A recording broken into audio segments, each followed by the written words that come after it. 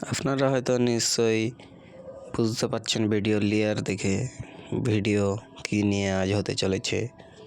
তো আপনাদের মনে একটা প্রশ্ন আসতে পারে যে খরগোশ এমন কেন করছে, খরগোশ কাপড়গুলো কেন নিয়ে যাচ্ছে। তো আমার খরগোশ আজ নাহি কালকের ভিতরে বাচ্চা দিতে চলেছে, তার জন্য এই অবস্থা। আমি একটু কাপড় ফেলে পরীক্ষা করে দেখলাম, তো দেখতেছি সে কাপড়টাকে নিয়ে গাঁড়ার দিকে যেতেছে।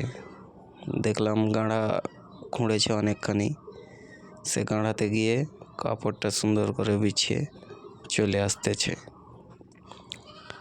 আর এই সময়টা তখনই আসে যখনই বাচ্চা হওয়ার 1 থেকে 2 দিন আগে।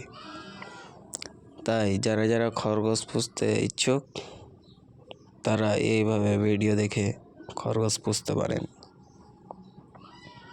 দেখতে তো পাচ্ছেন আমার খরগোশ, সে কিন্তু গাঁড়াতে কিন্তু নিয়ে চলে গেল কাপড়টা। দেখার চেষ্টা করব, দেখেন আমার খরগোশ কীভাবে গাঁড়ার তলে চলে গেছে। সে কিন্তু বেরিয়ে চলে আসবে, দেখুন চলে এলো। আর যখন দেখবেন মাদি খরগোশ এভাবে শুয়ে থাকবে তখন মনে করবেন যে সে প্রেগনেন্ট।